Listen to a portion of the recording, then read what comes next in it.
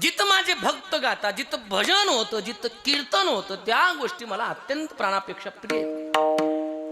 एवढंच नाही, देवाला एक भजन आवडतं, कीर्तन आवडतं, संतांचं चरित्र आवडतं. संतांचं चरित्र किती आवडतं तर म्हटले, संत चरित्र तर आवडतं, पण जे संत चरित्र करतात गातात ते मला माझ्या प्राणापेक्षा प्रिय. तेही प्राणापरवते आवडते मज निरुते, जे भक्त चरित्र आते प्रशंसती.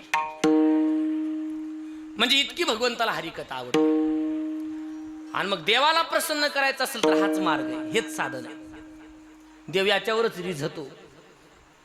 देवाला इम्प्रेस ज्याला करायचं त्याने हे साधन जीवनामध्ये स्वीकारायचं. काही जास्त अवघडीत पडायचं, आणि ते अवघड पडण्याचा काळही नाही सध्याचा, ते आपल्याला शक्यही नाही.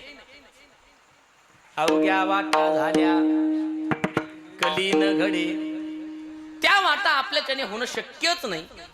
मग त्याच्याकरता सोपं साधन आहे देवाला प्रसन्न करणं.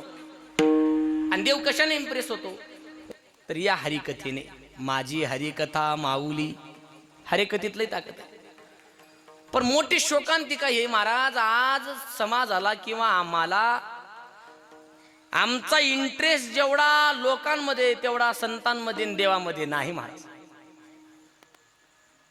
आम्हाला जितकं लोकांना इम्प्रेस करावं वाटतं तेवढं ज्ञानोबा तुकोबारायांना करावं वाटतं.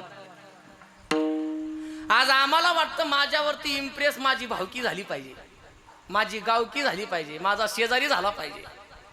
असं एकही सापडणार नाही ज्याला जण म्हणतो की माझ्यावर पंढरपूरचा मालक इम्प्रेस झाला पाहिजे, मी त्याला इम्प्रेस करीन. असं नाही. आम्हाला वाटतं आम्ही जे जगतोय त्याचा प्रभाव लोकांवर पडला पाहिजे. आणि एक लक्षात घ्या, तुम्ही किती चांगलं वागा लोकांना कधी तुम्ही आवडणार नाही. किती वागा चांगलं. तुम्हाला वाटतं का आपण लई चांगलं वागलो म्हणजे लोकांना आवडतो, ना आपलं लई चांगलं झालं म्हणजे लोक आपल्यावरती खुश होतात? नाही नाही, जळतात लोक. खुश नाही होणार तुमच्यावरती, लोक जळतात तुमच्यावर. तुम्ही चांगले व्हायला लागले आणि तुम्ही पुढे जायला लागले, लोकांना शेजाऱ्याला आनंद आहे, भावकीला आनंद आहे. तुम्ही 2-3 एकर घेतले का भावकीने पेढे वाटले, ते आपला पेढा त्यांना पचत नाही, पेढे कधी वाटतील. लोकांना इम्प्रेस करण्याच्या भान तेच चाललंय सध्या. ज्याची हैसियत, ज्याची परिस्थिती, 10,000चा मोबाईल घ्यायचे ते सुद्धा म्हणतं हा 1.5 लाखाचा घेईन आणि पोट्यावर वजन मारीन. सोबत फिरणारे पोट्टे त्याच्यावर वजन मारील, आयफोन घेईन आणि पोट्यावर वजन मारील. हे वजन फक्त एका महिन्याचं. एका महिन्याच्या जेव्हा पहिला हप्ता येईल की नाही, मग तेव्हा कळलं किती वजन महागात गेलं. हप्ता तुलाच भरायचा ना बाबा. गाडी काय घेणार, कपडे काय घेणार, ब्रँडेड वाच काय घेणार, कशा करता? हा आपल्या करता काही नाही, समोरच्याला सोबतच्याला इम्प्रेस करायचंय. नवऱ्याला भांडतात, जेवायला देत नाही ते 2-2 दिवस. साडी करता, हा पटलं बघा, जेवायला देत नाही. आणि नवऱ्यानं आप्पा अशी तशी करून इकडून तिकडून आणली साडी घातली आमच्या मावशीनं, तरी तिला आनंद नाही. मग ती साडी घालणार आणि शेजारच्या शांताकडे जाणार. शेजारच्या शांतानं साडी फायनल केली तर नवरा जगला, आता बाबराव जागेवर मेला. नवऱ्याला उपवाशी ठेवून आणलेली साडी घातल्यावर आनंद नाही, त्याचं सर्टिफिकेट लोकांनी द्यावं लागतं चांगली साडी म्हणून. मी उगाच छोटं उदाहरण दिलंय तुम्हाला आमच्या जीवनातला आनंद. लोकांचा कायला विचार करायचा महाराज? मला सांगा, आम्ही गाडी घेतल्यानंतर लोकांना आनंद आहे की घेतलेली गाडी ठोकल्यानंतर? आम्ही घर बांधल्यानंतर लोकांना आनंद आहे की बांधलेलं घर पडल्यानंतर? आमचं पोरग पास झाल्यानंतर लोकांना आनंद आहे की नापास झाल्यानंतर? आमची सोयरीक जुळल्यानंतर लोकांना आनंद आहे की जुळलेली मोडल्यानंतर?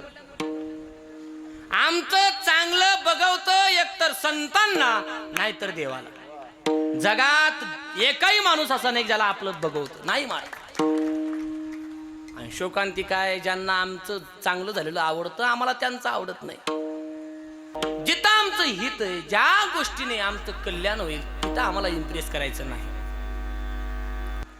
मग चला, मला लक्षात घ्या, संतांनी देवाला इम्प्रेस करण्याचा प्रयत्न केला, जगाला इम्प्रेस करण्याच्या भानगडीत पडलेच नाही. आणि लोक कधीच इम्प्रेस होत नाहीत आपल्यावरती, कधीच नाही. किती प्रयत्न करा, जरी 5-10 मिनिटाकरता झाले तरी केवळ आणि केवळ त्यांच्या स्वार्थापायी, बाकी काही नाही. एखादा चांगला बोलत असाल तर पक्क मनात ओळखायचं, काहीतरी काम काढून घ्यायचे त्याला आपल्याकडून. इथं रिकाम स्तुती करणारा जगात कोणी तुम्हाला सापडणार नाही, अजिबात नाही.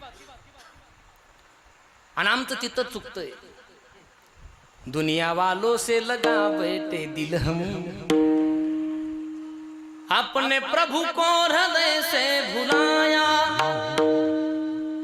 इतनी नादानियां कर गए हम, अपने जीवन को उलझन बनाया। यूं हजारों मिले जिंदगी में, वक्त पर सबने किया किनारा। ऐसी दुनिया